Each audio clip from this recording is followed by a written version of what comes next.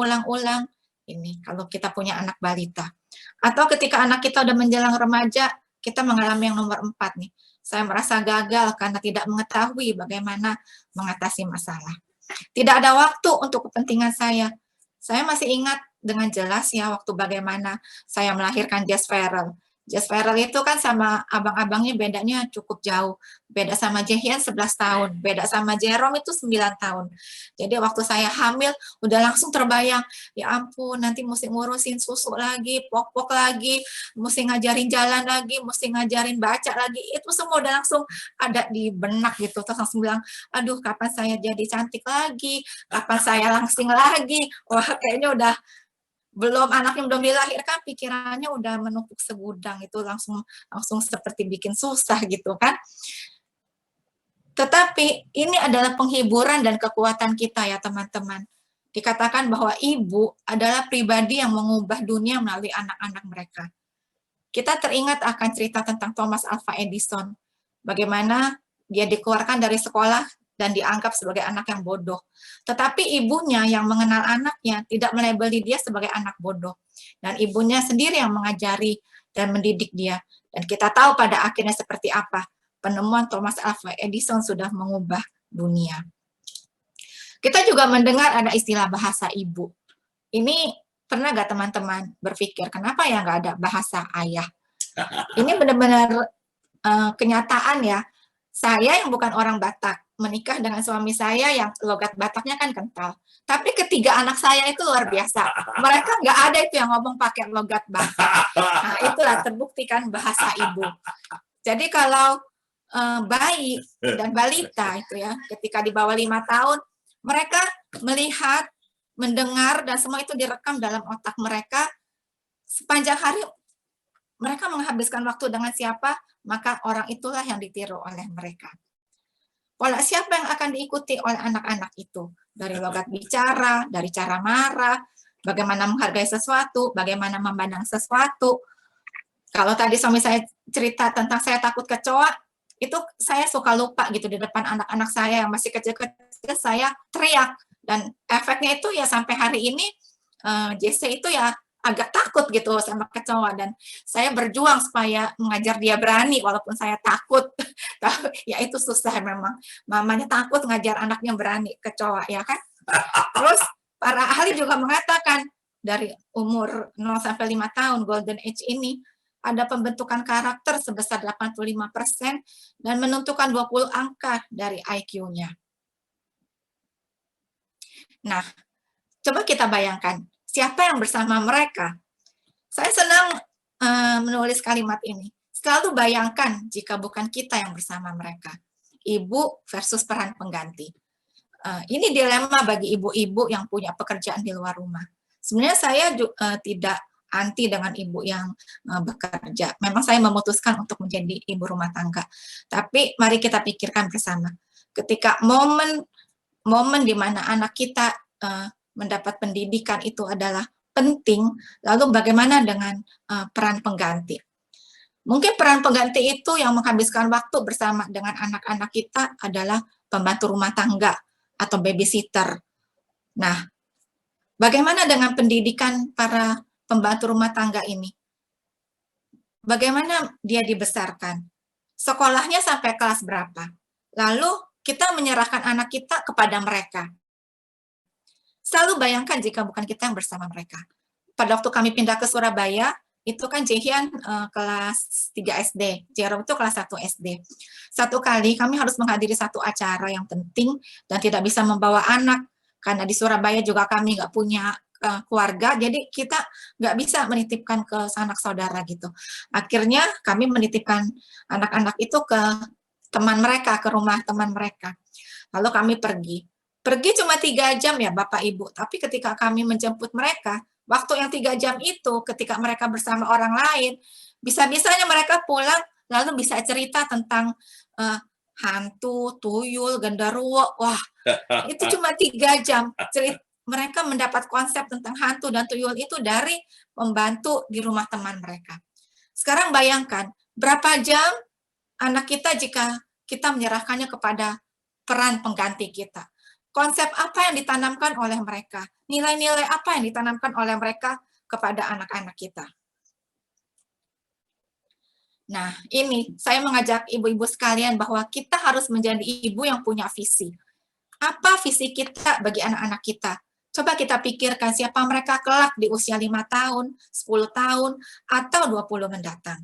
Yang perlu kita pikirkan di sini, bahwa visi itu tidak sama dengan proyeksi diri.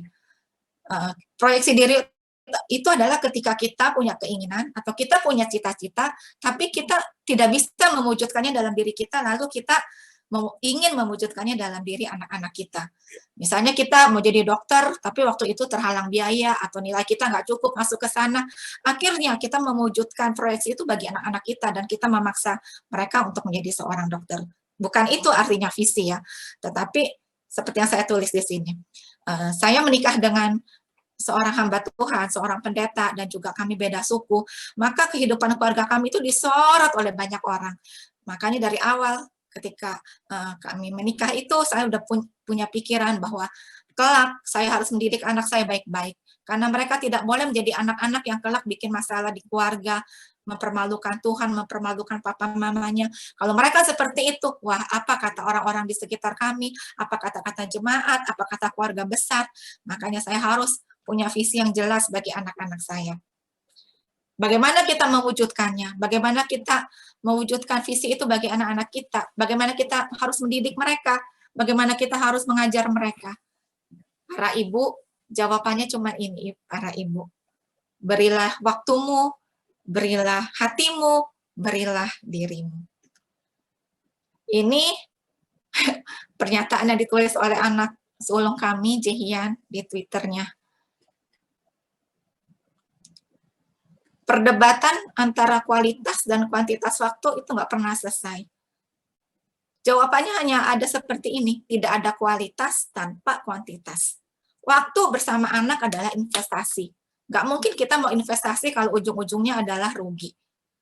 Ketika kita investasi, kenapa investasi properti? Karena berapa tahun mendatang harganya akan naik dan kita akan mendapat untung. Sekarang bayangkan apa yang terjadi dengan anak-anak kita di 5 tahun, 10 tahun, 20 tahun mendatang.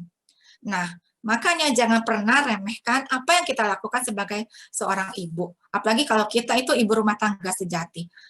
Mulai dari mengganti popok, memberi makan, menemani belajar, bercerita bagi mereka. Ini semua itu adalah sarana bagaimana kita mengenal dan memahami mereka.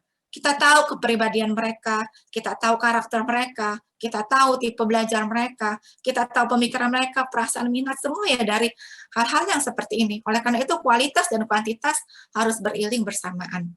Anak kami yang bungsu itu sangat-sangat sulit makan waktu dia bayi. Minum susu itu susah benar. Nah, di situ saya ibu ketika memberi susu bukan semata-mata kewajiban, oh harus beri susu, bukan. Tapi di situ juga adalah pertarungan.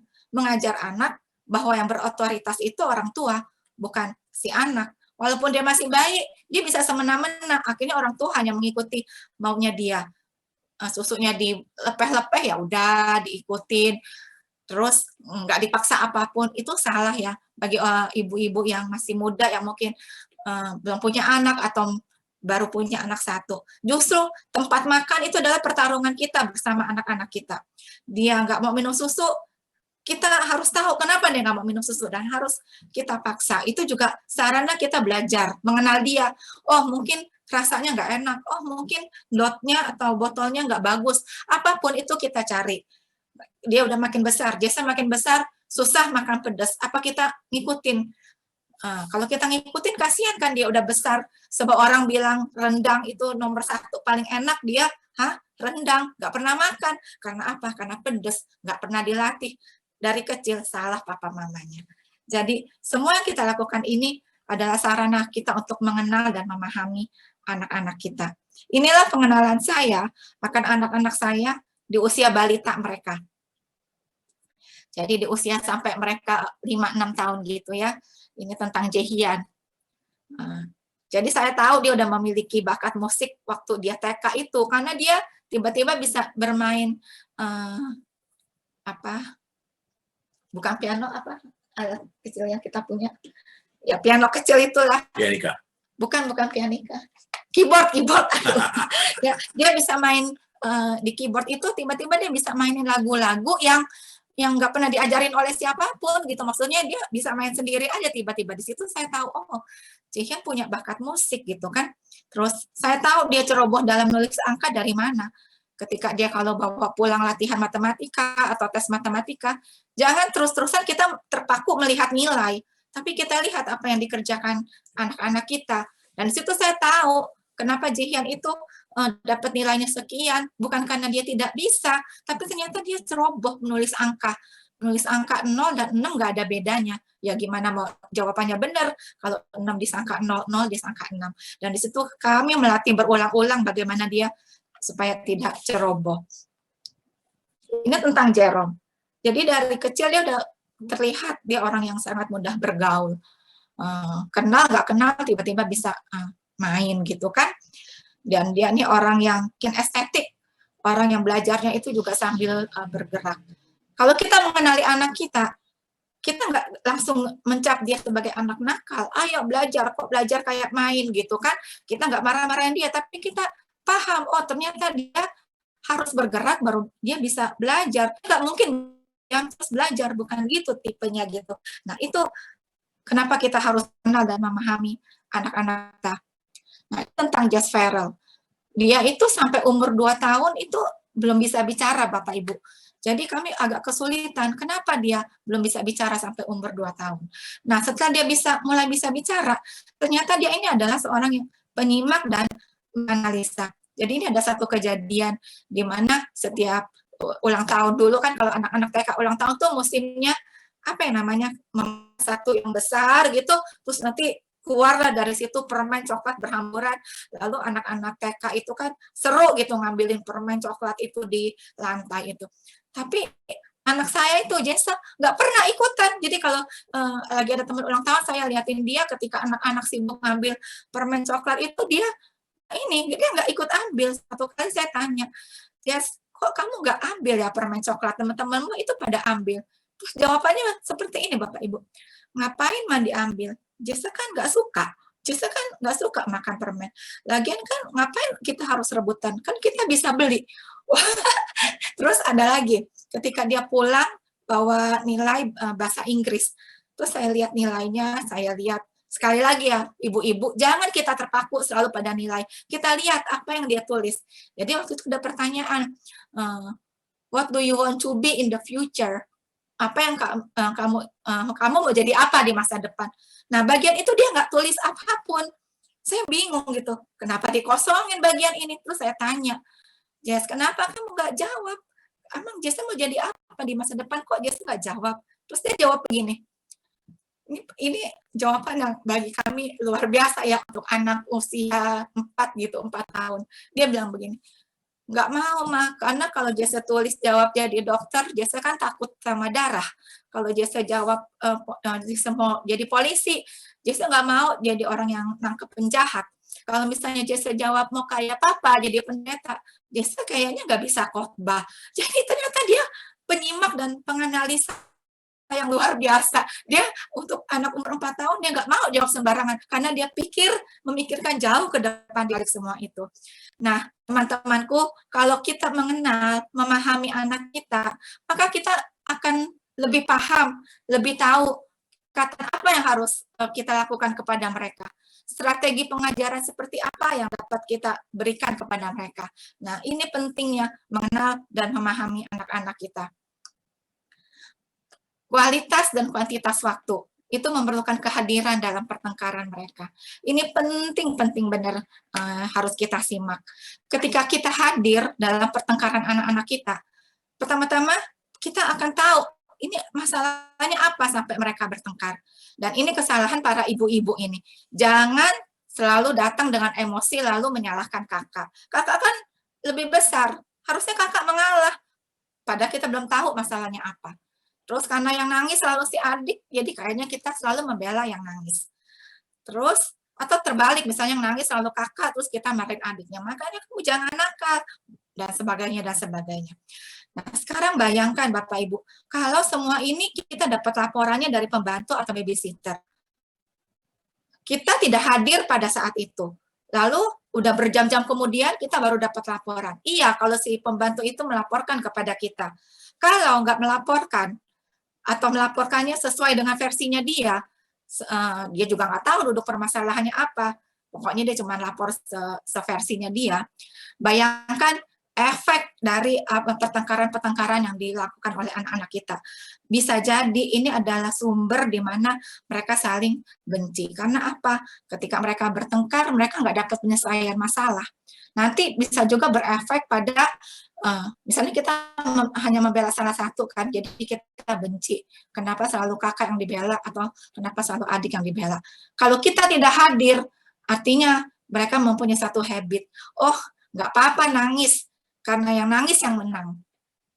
Ketika nangis, aku dapat mainan itu. Oh, nggak apa-apa semena-mena, karena semena-mena adalah pemenang.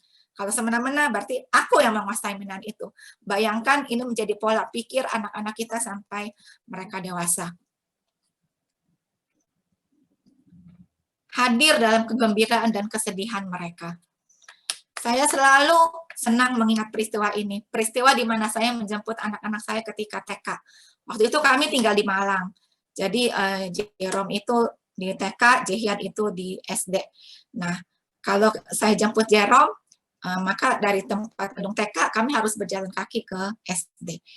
Perasaan yang selalu menggembirakan saya adalah ketika saya jemput, kan itu pasti saya lebih telat dari para ibu-ibu lainnya. Nah, Jerome itu udah nunggu di depan pintu sekolah. Dan kalau dari jauh dia akan teriak gitu, "Mama!" gitu. Terus sambil senyum yang merekah. Ibu-ibu, teman-temanku semua, inilah yang paling membahagiakan. Memori ketika kita mengingat senyum anak kita ketika kita jemput, itu nggak pernah bisa diulang lagi. Sekarang kita mau ya anak kita TK lagi, nggak bisa. Sekarang Jerome udah jadi mahasiswa. Tetapi ketika menjemput itu, terus kita sama-sama jalan ke gedung SD untuk menjemput abangnya, itulah momen-momen di mana satu sama lain saling belajar. Oh, habis ini jemput abang. Artinya, aku juga bersama mama bertanggung jawab menjemput abang. Waktu itu kami di Malang ya, kan kami juga nggak punya pembantu rumah tangga. Semua orang kegiatannya berlainan. Jadi ketika yang satu harus kemana, yang lain harus ikut. Disitulah kami belajar untuk menanamkan kepada anak-anak kami apa itu toleransi, apa itu saling mendukung, apa itu saling menolong.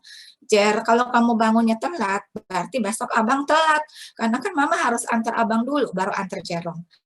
Jadi kalau banyak ibu-ibu suka nanya, gimana ya ngajar anak-anak supaya mereka tuh akur, mereka tuh nggak bertengkar. Ya mulai dari hal-hal seperti ini. Ketika kita menerangkan dan melakukannya, maka anak-anak kita belajar dalam pertengkaran. Ketika salah, ayo minta maaf, ayo mengalah. Ketika harus mengantar yang satu, menjemput yang satu, yang lain juga harus menopang, menolong. Disinilah kita belajar apa itu toleransi. Kita hadir dalam dunia mereka, dalam tontonan mereka, bacaan, game. Dan selalu ingat, saya selalu menekankan ini, selalu bayangkan siapa yang bersama mereka saat itu. Pada waktu mereka pulang sekolah itu kan kelihatan dari wajahnya, hari ini ulangannya bisa apa enggak, hari ini aku dapat nilai berapa, hari ini aku dimarahin guru apa enggak. Tapi kalau yang jemput mbaknya, yang jemput supirnya, udah hilang momen kita bertanya-tanya seperti itu. Karena kalau udah sampai rumah, udah lewat 5-4 jam, mereka juga udah lupa masalahnya apa, mereka juga mungkin udah nggak mau cerita sama kita. Nah, ini hasil investasinya Bapak Ibu. Ketika mereka besar ini, kita dapat mengenang hal-hal itu bersama mereka. Saya ingat waktu kami, orang tua, dan Jerome mengundang kami ke Jepang. Jadi setelah setahun dia di Jepang, lalu kami datang ke Jepang. Di sana kami tinggal dalam satu apartemen yang super-super kecil gitu ya. Super-super kecil untuk kita berlima tidur. Tapi serunya, karena kita tidur rame-rame gitu ya, ala Jepang itu kan pakai futon gitu. Jadi setiap mau tidur itu, karena udah setahun juga nggak ketemu Jerome, juga lama nggak ketemu Jehian karena dia kuliah di Bandung. Itulah momen-momen kita mengenang gimana dulu tinggal di Malang, gimana waktu kecil dan sebagainya, dan kita bisa ketawa bersama-sama. Ini investasi, yang saya bilang ini investasi memori. Bayangkan kalau mereka cerita-cerita dan mereka ketawa, lalu kita nggak bisa ketawa sama mereka karena kita nggak ngerti kejadian apa hari itu. Tapi kalau kita bersama mereka, hadir bagi mereka, kita bisa ketawa sama mereka saat sekarang. Dan ini juga nasihat saya bagi para ibu, kalau suami kita sibuk di luar sana dengan pekerjaannya, maka hal-hal detail dalam perencanaan anak-anak itu adanya di tangan kita. Mari kita mulai membuat perencanaan yang bijak. Kapan kita mau melengkapi anak-anak kita dengan skill-skill yang mereka harus punya. Kebetulan karena kami punya anak laki-laki, jadi berenang, bersepeda, menyetir mobil itu adalah skill yang wajib yang mereka punya, dan kapan mereka harus belajar. Hal-hal seperti ini kita tetapkan jadwalnya. Ketika saya ingin anak-anak saya melayani Tuhan, maka itu saya nggak cuma menyuruh-nyuruh, tapi juga ikut bersama mereka dalam kegiatan itu. Saya antar, saya tunggu, ya kan, saya support mereka. Jadi mereka merasa, oh iya, mama juga bersama kita. Ketika saya ingin anak-anak saya dapat mengembangkan talenta mereka, bagaimana memfasilitasinya, kapan dimulai, itu kita rencanakan, teman-teman. Dan bukan hanya kita rencanakan, tapi juga kita support. Kalau sekarang teman-teman bisa melihat ketiga anak saya sangat mahir memainkan piano, itu hasil waktu yang saya berikan bagi mereka dari mereka umur 5 tahun, nganterin ke tempat les, setiap hari nungguin mereka berlatih, antar lagi ke tempat les, nungguin mereka berlatih. Karena berlatih piano itu harus setiap hari dan itu harus didukung, harus kita menungguin mereka. Kalau enggak, waktu masih kecil mana ada mau inisiatif latihan piano. Jadi kita yang harus mendukungnya. Dan yang perlu dicatat itu talenta mereka tidak sama dengan keinginan saya. Kita harus hati-hati di sini. Ini kesalahannya, membuat perencanaan karena ikut-ikutan atau tanpa tujuan. Karena anak-anak orang lain banyak yang les balet, wah kayaknya gengsi ya kalau les balet, kita ikutin anak kita les balet, padahal nggak ada talentanya. Wah, dulu zaman anak-anak kecil itu pada lesnya itu menggambar. Kayaknya ngetren bener les gambar itu. Sampai banyak tempat les menggambar. Apa kita harus mengikutkan anak-anak kita di les gambar? Mari kita buat perencanaan tanpa ikut-ikutan. Ibu adalah jembatan antara ayah dan anak. Kalau dalam keluarga kami, karena papa adalah orang yang sering keluar rumah, sering keluar kota, maka saya yang harus menggambarkan sosok ayah bagi anak-anak. Papa itu di luar ngapain, itu kita gambarkan kepada anak sehingga anak-anak mengerti. Dan ketika papa pulang dari mana, ayo sambut papa pulang, maka anak-anak punya perasaan, oh iya papa pulang, menghargai papa yang pulang. Papa habis pelayanan, papa kan udah lama gak ketemu kita, atau papa capek, ayo kita sambut papa gitu ya. Dan sama, kita juga yang harus menghadirkan anak-anak di dunia ayah. Karena ayahnya udah berhari-hari gak ketemu anaknya, kita yang wajib menceritakan keadaan mereka, perkembangan mereka. Bahkan kita memfasilitasi gimana caranya supaya anak kita bisa ngobrol sama ayah. Karena biasanya anak laki-laki itu kan juga ngomongnya cuma sepatah kata, 2 patah kata. Nah, itu harus dilatih gitu loh. Bagaimana mereka bisa berkomunikasi. Walaupun ada peribahasa mengatakan kasih anak sepanjang galah, kasih ibu sepanjang jalan. Tapi kenyataannya banyak loh anak-anak yang nggak mengalami kasih ibu. Yang belum lama ini bahkan kita dengar sendiri dari orang yang kita kenal kalau dia nggak mengalami kasih dari ibunya. Ibu-ibu, teman-temanku sekalian, para ibu, yuk kita evaluasi apakah sebenarnya kita mengasihi anak kita. Apakah dengan melakukan semua ini sebenarnya kita sudah mengasihi mereka? Pernah nggak kita mengekspresikan kasih kita bagi mereka? Atau kita cuma merasa itu semua kewajiban yang kita lakukan. Terus kalau nilai anak kurang, kita langsung cemberut, langsung marah-marah, ya kan? Nah, ini kita hati-hati di sini. Apakah anak-anak itu merasakan kita mengasihi mereka? Ini beberapa kesalahan, juga saya mau mencoba menjawab beberapa permasalahan yang masuk, yang udah para peserta tuliskan ya, waktu mendaftar. Ibu dan emosinya. Nggak perlu disangka, memang kalau udah jadi ibu, itu